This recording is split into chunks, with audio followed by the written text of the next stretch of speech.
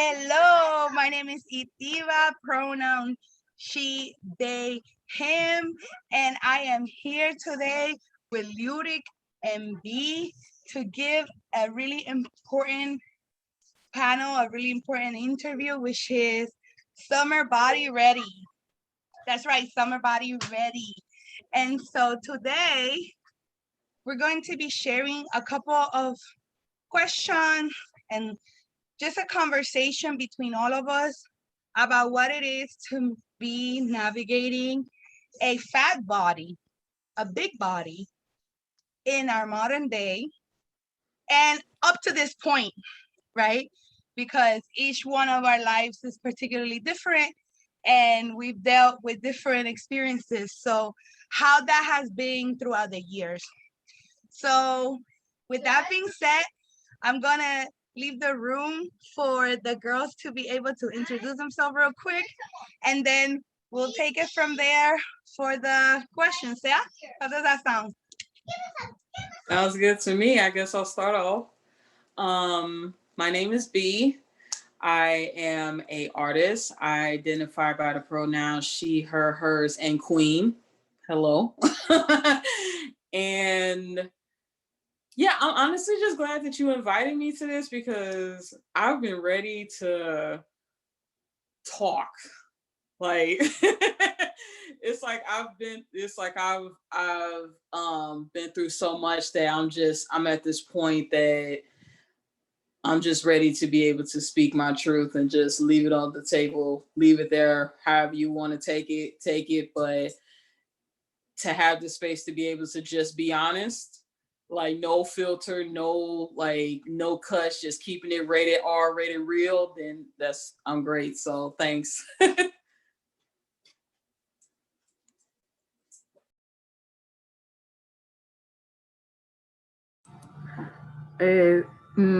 Mi nombre es Leuric.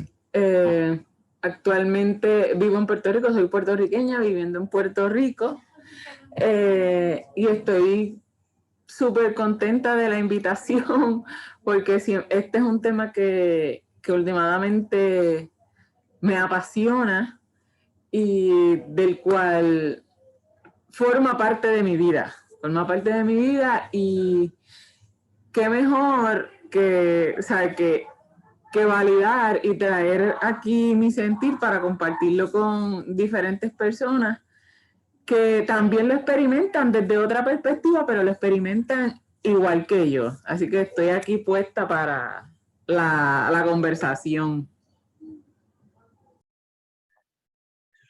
This is so exciting. Esto me emociona tanto.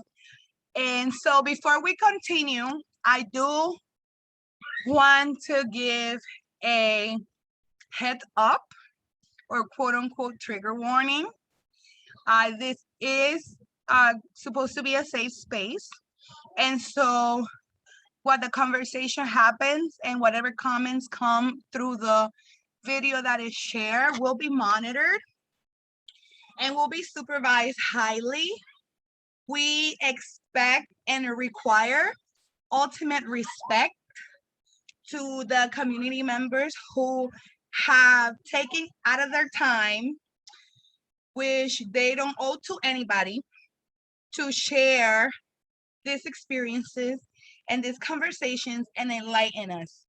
And therefore, we require respect from everybody watching this now or later on. And there's gonna be anything that's commented, it should be positive, motivational, valid questions with open heart and from a healing place, not from a hurting or harming place, because that's what we're going to be walking away from today. We're working on that. Also, heads up, it is a safe space. So we want to allow people to feel their full self. Profanity might happen. We want to acknowledge that. So keep that in mind for those with little ears. If you want to respect their space, this might not be the call for them to watch. And with that being said, now let's get started. Before I even share the question of the community, My first question is gonna come from a personal level, and especially because for me, this was the first year where I felt comfortable enough in my summer body. So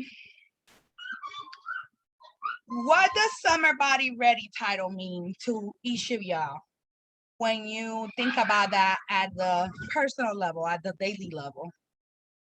And whichever one of you wants to take that one first. I mean, I can start on that one. Summer Body Ready has never been a term that I liked, because growing up, it basically, I never looked forward to the summer. I was basically made to believe that summer wasn't for big women at all. So when you hear Summer Body Ready and you're not the ideal body society is putting so much emphasis on, I'm just looking like, okay, well, I guess I'm going to be in the house this summer then. And it's really shameful, because especially, it's not just the phrase. I mean, we can go into the commercials, all of it. I mean, as soon as winter hits, it's like as soon as right after New Year's, every gym got a sale to get you in there.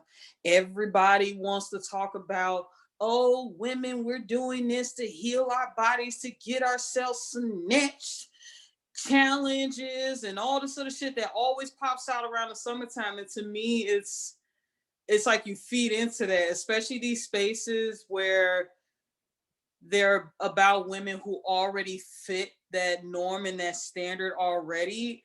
And to talk about we're healing women when really you're only talking about a certain area of woman. You're not talking about all of us. And I would rather them be honest about it than to continue the facade that is for everyone when really it's not. So it's never, honestly, it irritates me every summer.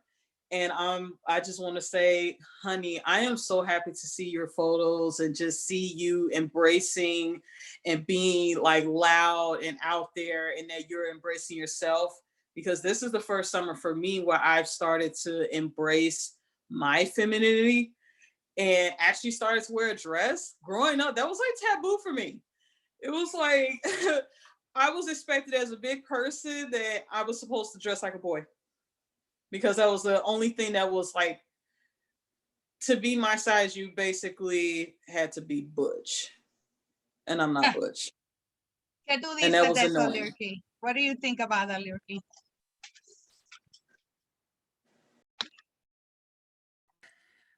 Pues yo, el término de cuerpo de verano no lo había internalizado hasta hace unos pocos años realmente. Viviendo en Puerto Rico, que es una isla, es verano todo el año. Y yo sí sabía que mi cuerpo era bienvenido a la playa en un enterizo, en un traje de baño enterizo, o con un pantalón puesto, o con una camisa por encima, sea de mallita o cualquier camisa que no, en el que yo no pudiera mostrar ese cuerpo, porque la playa, como modo de disfrute y de lucirse, por decir así, de exponerse, era solamente para un tipo de cuerpo. No sentí como tal que era algo de la playa, pero nunca supe hasta hace poco que esto era gordofobia, que era de mí hacia mí. No la entendía. Yo entendía pues que el mundo era así, y pues hay unos que están mejor y otros que están peor, y pues a mí me tocó estar con los que estaban peor, pero nunca lo entendía como que había un problema más allá del que suponía ir a la playa hasta ahora. Y si lo pienso bien, ¿sabes? Yo sufrí durante mucho tiempo no poder ponerme el traje de baño que yo quisiera, no darme esa oportunidad de mostrarme cómo soy. ¡Ay, qué desperdicio!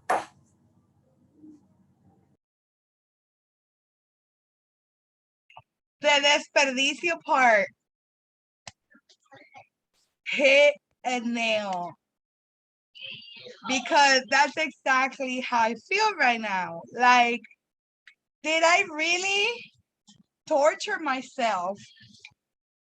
Were we really put in a predicament where we had people torture us? And this is not like victim blaming either. We're not gonna say it's fair. Like, people shouldn't be doing this, period. So it's not our fault, right? When people be like, oh, why you, people think about like domestic violence victim. Oh, why you let them harm you and stuff like that. But they don't think about how fatphobia is so similar to that. And it's community abuse. You know, you go to schools and the PE teacher might be your bully. Or your dance teacher, or you're in a organization or religious setting or stuff like that, and the certain programs that you want to join, they might push you away from because the clothing doesn't come on the size for you, and so they indoctrinate us from real young to believe that our bodies are not valuable enough to navigate the real world. And I'm talking from what they call a small fat perspective, because I still managed to find some clothing in the store, right? So I have that thought of the privilege of at least I can still navigate panties, right? So in that thought, I'm gonna bring in one of the questions that the community asked, which is, how do you call out or shut down that fatphobia bullying that we be getting, especially in our families? And Lurik, if you could take care of that one.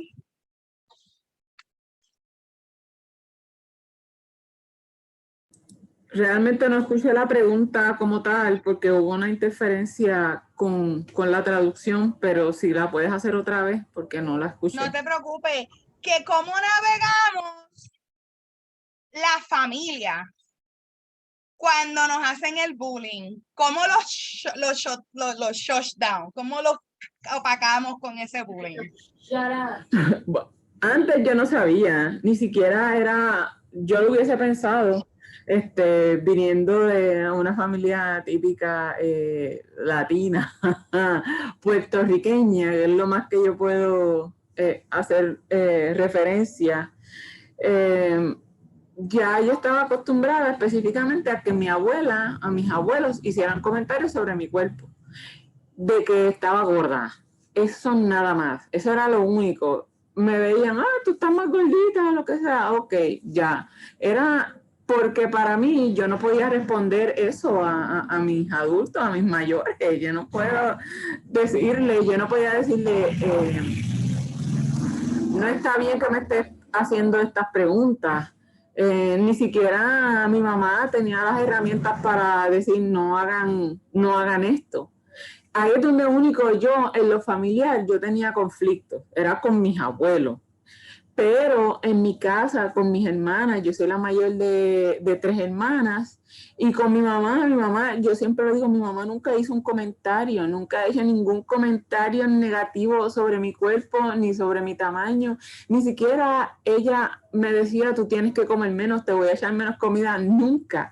O sea, yo nunca viví en mi casa, la mía propia, eso, sí, en casa de mis abuelos, con los tíos, con gente que no estaba constantemente conmigo, pero en ese tiempo no sabía. Ahora mismo, mi abuelo puede hacer un comentario, mi abuelo no hace comentarios de mi cuerpo, ninguno, nadie ya. Mis abuelas pues ya no están vivas, pero si mi abuela hace comentarios de alguien particular, yo le reclamo y le enseño. Le digo, Pai, los cuerpos son diferentes. Pai, ¿qué te dice a ti que esto es de esta manera? Y ya básicamente no hace comentarios, pero sí hay que enseñar a estas personas, porque si no van a seguir perpetuando y perpetuando lo mismo. What do you think, B?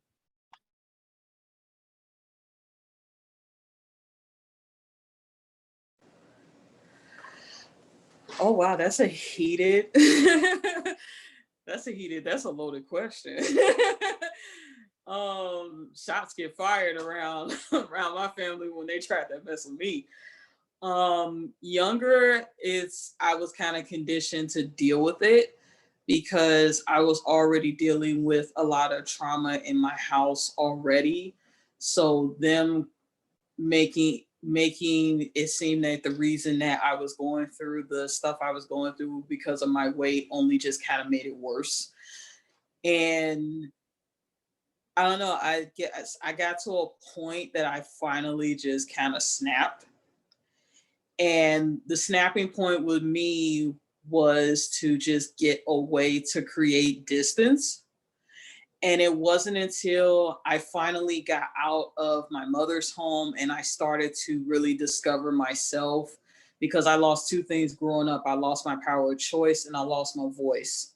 And I needed to get those two essential things back before I can ever fully stand up to them and my authentic self. But I had to heal what was repressed, what was basically held back. And I didn't realize that those two things were never really taken. They were just pushed back to where I didn't think it would still be in me. So I had to go through the process of healing myself and rediscovering myself, not the box that they put me in. And then that's when the lioness came out of the cage and she started to let it be known, you will not disrespect me. And some of it was in the most nicest of ways. It was more so like, if we're going to pick and choose what we think is a fault within me, I hope you are ready for what I have to point out that none of you really don't want me to do against you all. And I think what was the shocking part was that they didn't think, it was kind of like a head back, like, oh my God, did you just respond? And I'm like, yes, I did. And I have more to say. So it went on to what we say in my home is called a reading. And that reading went pretty in detail, years of seeing everybody's imperfections. I'm a Virgo, this is what I do. Everybody else's imperfections and bringing it out on the table and saying, after everything that I just said about all of you, let's compare that now to what this one thing about me, my weight. What's the heaviest here? Some of you got a whole lot of work to do before you sit up here and talk to me about me. Because baby, I can change the weight. But some of y'all got some demons up in here. Y'all gonna need exorcisms. You telling me I need to exercise. You need to exercise. Your spirits need to exercise. Your throat chakras need to exercise a little bit because you misdirecting your energy. So don't talk to me about exercising. Don't talk to me about eating right and y'all sitting up here stuffing y'all faces with all this negativity and stuff, and then you trying to regurgitate that to me. I'm organic in my energy. When someone's, oh, you eat organic foods? No, I have organic energy, sweetheart. We don't accept no negativity over here. You can keep that over there. And I learned how to self-love, and I defended it at all costs. And sometimes defended it don't have to be, I have to get on your level. Because one of my favorite things to say is that I am a queen. Okay? Understand, queens do not argue with peasants. That is peasant talk. Peasants have a right to complain about everything. Queens get shit done.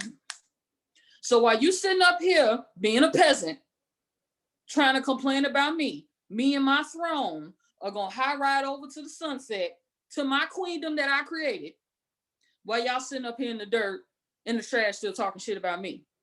Because I checked, that's what peasants do. That's exactly what they're supposed to do. The haters and people who are beneath you are supposed to. A pebble is going to be a pebble. Why should I care if it's in my shoe? All I got to do is just knock it out my shoe and go about my business. What am I going to sit up here and do if I step on a pebble, start getting mad and chew out the pebble? No, I'm gonna flick it out my shoe and I'm gonna go about my business. There's a whole big world, a whole big life. You honestly think I'm about to worry about just because for the sake of blood and family to deal with this mess? People love to say blood is thicker than water, but they don't talk about the entire saying and what it actually means. You cannot choose the family that you're born with. You're born in that, it's regardless, but the family that I choose to create, they don't have to be blood related to me, but they will be more valuable to me because of what I experienced, that I know what I need and don't need around me. Now, holla favor on that. I was gonna say, sometimes the best word is the one not said at all, right? And I also want to take a moment to say two things. The first one is it's really exhausting when we have to do the checking, right? The having to check people. I got little people in the background, y'all hear them? But the second thing is I want to hold our families accountable at the global level.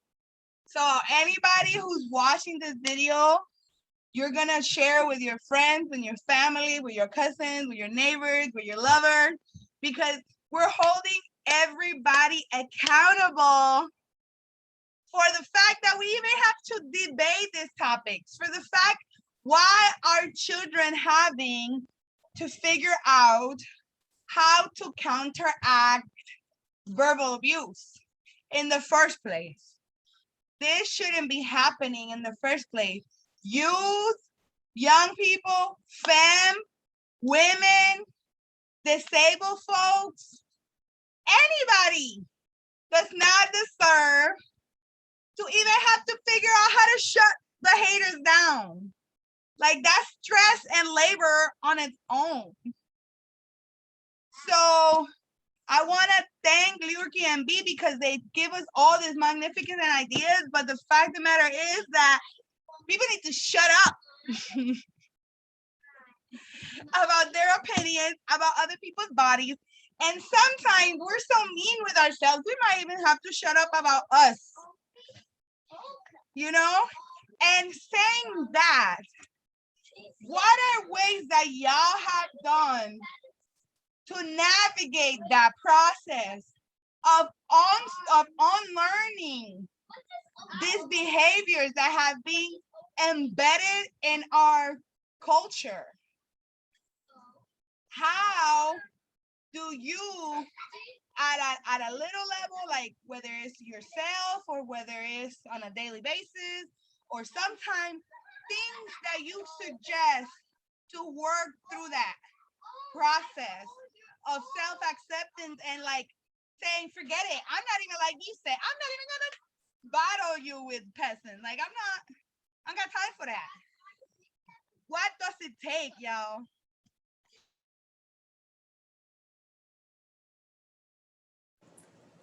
I want to start that one off. I got to start that one off. One of the things that I was part of my journey to actually unschooling myself, like the conditioning, was to actually acknowledge that I needed to be unschooled. Some people don't, like we said, fat phobia is not just external. It's not the people around us. We've also been conditioned to be fat phobic to ourselves. And acknowledging that was really hard because I thought, oh, it's everybody else. But no, it's the little things that I did that overly policing myself that was wrong. And I had to change that because I started asking why to everything. Everything I did the first thing that come out of my mouth, oh, that's just me. Why? Who said that? Where did that come from? Find the origin. That's where my mindset went. Find the origin of where this came from, and if it's not rooted in anything that's loved, then it needs to go. So it was definitely one of the things that I had to do. And another thing that really helped, it wasn't just family that was an issue. It was also friends. I had to get rid of my fat chasing friends. We call them chubby chasers. those were the friends that only wanted to befriend me to make themselves look better. And the moment, baby, the moment you, I would try to do something healthy for myself and try and will actually be progressing.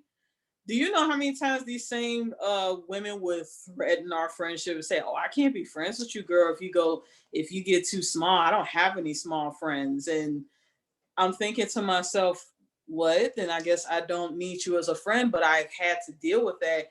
And then it's the performative fat allyship that they like to play when you want to be healthy and lose weight for yourself. Oh, girl, you're pretty just the way you are. Who said anything about I'm not pretty? Who said I never said that. This is for health. Baby, I got a beef face and everything. It's like, what are you talking about? It's that assumption that the moment any of us want to do something for ourselves, that automatically I have low self-esteem and I think I'm ugly. I never said that. I just said I'm trying to get my health together. That's it. That has nothing. Beauty is separate from that. I'm beautiful regardless of what stage of life I'm in.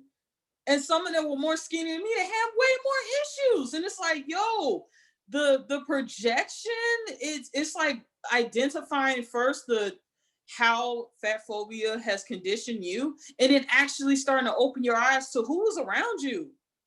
And sometimes even with my more smaller friends, I have to tell them like certain things, sometimes you got to school them on some things, because again, some of them don't do it out of hate or anything. Sometimes they really just need you to point that out. Like, hey, do you realize how this here is, labeling fat phobia? This is why sometimes you need to be that kind of person that has to educate them, because some of them don't know. But I don't always want to be that person that has to educate you on how to be a friend to me, to treat me as a human, not just as a separate being that you got to go to a special class with just to know how to be friends in community with me, So it's an ongoing thing. Check yourself first. If we check ourselves within, our outer world starts to change, because now you start to see the issues around you, and then you start to protect yourself from it. So the dismantling has to start within ourselves first. ¿Qué tú crees de eso? Sí, igual que dice Vi, me parece bien interesante y me resuena en que una de las cosas primeras que hay que hacer es reconocerse adoctrinada, reconocer que eres parte, eres oprimida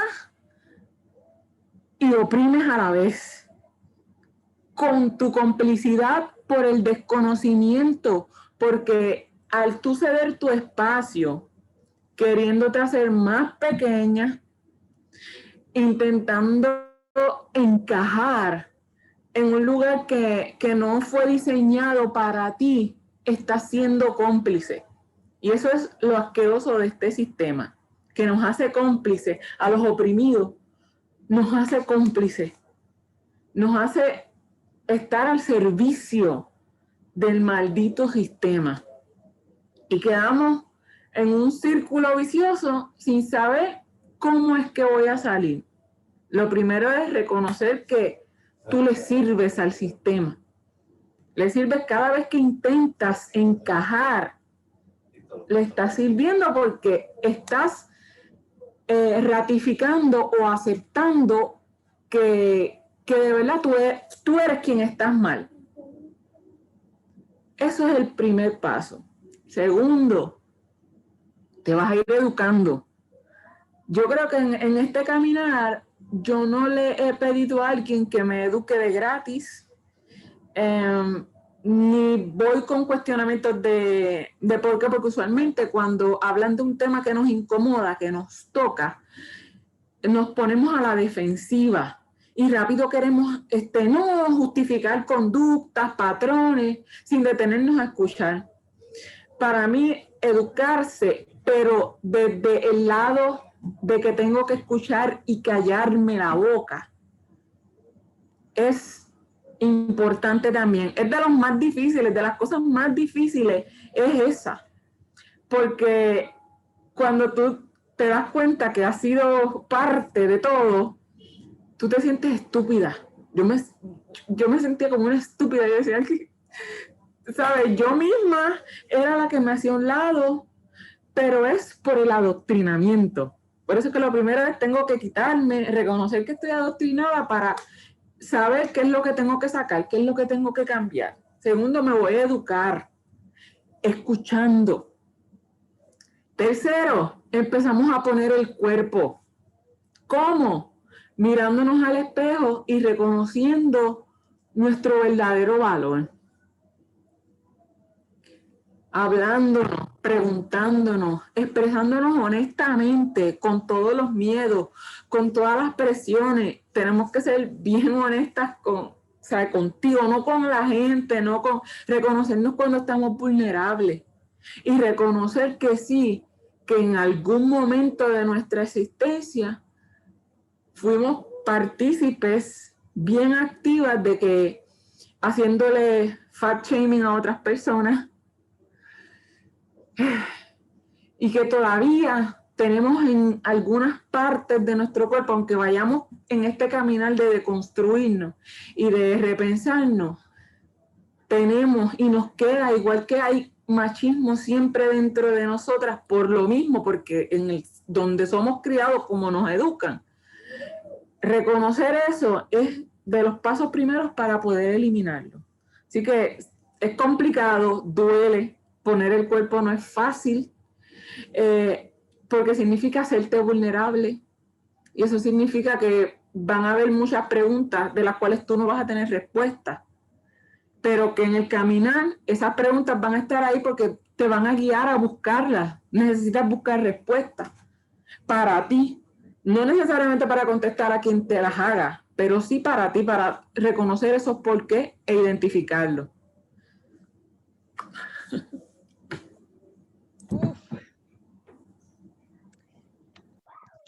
I mean, this conversation can go on for hours and hours, and I want to honor each of y'all's time because we're coming close to the time mark that we have scheduled for this call. So I am going to make a parenthesis there to shout out the work that each of you do. I want to ask y'all to share your social media handles, your Instagram, your Cash App, Venmo, where we can send donations to, what kind of work you do, how we can hire you, because y'all are talented people. And when we're talking about this whole deconstruction process and reclaiming our communities, we have to honor that people like our panelists today have so much payback that we owe them. There's so much work that they've done in our communities and they never even dare to ask for the value that that this work that they do on a daily basis have. So yeah, can y'all, each of you, when you get a chance, let us know how we can find you, what kind of stuff you do. I know that in Puerto Rico, you guys are gonna have a pool party coming up. If you can talk a little bit about that.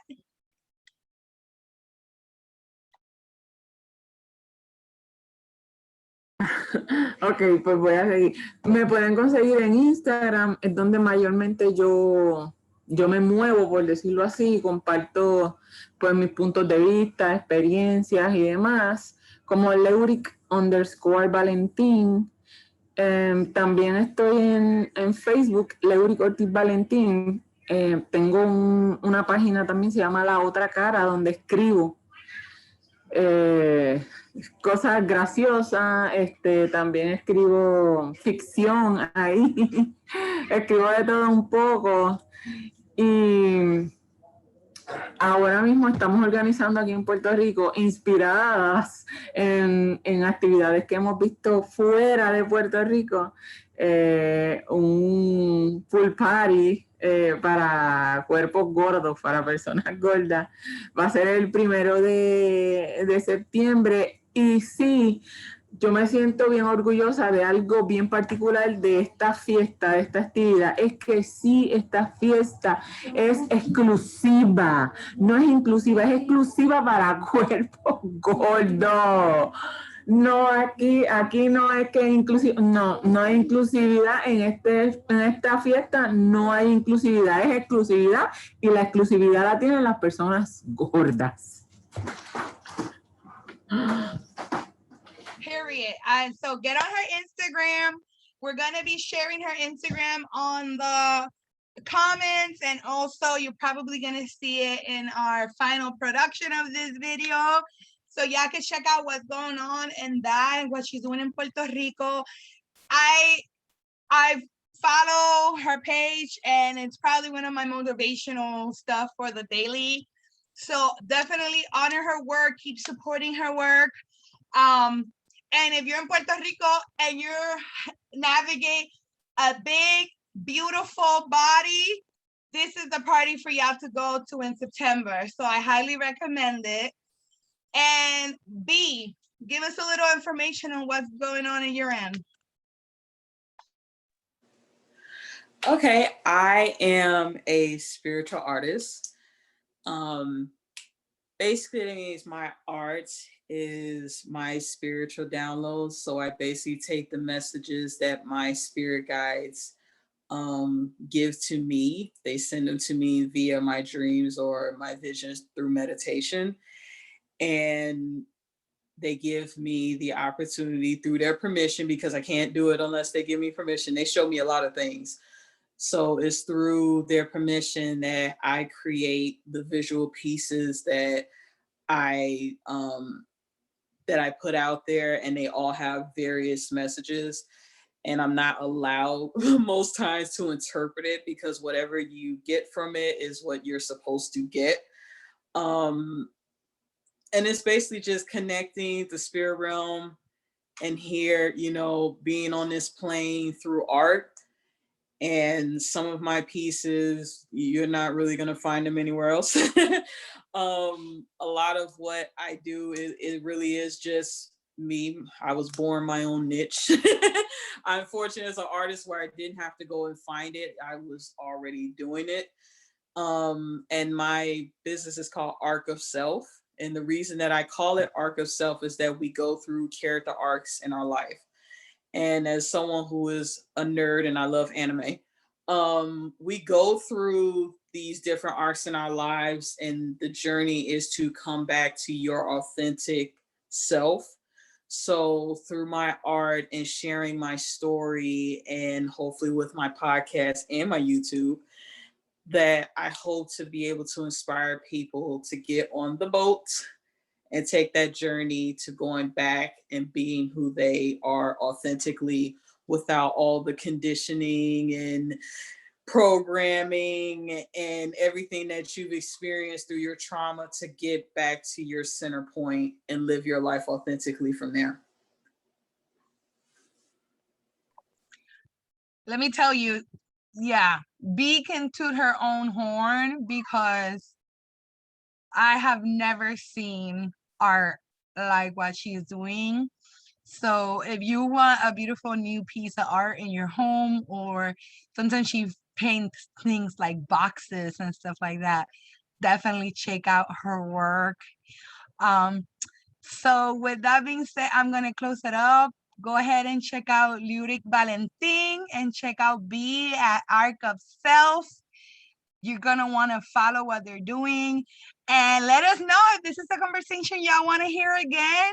Please, we ask you to donate to our mission of growing food and power through sustainable arts and culture that Blue Trunk has in our community.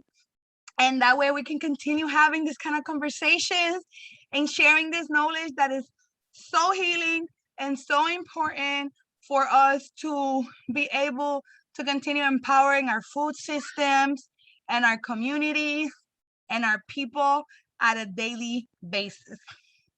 So thank you so much. Y'all have a beautiful night.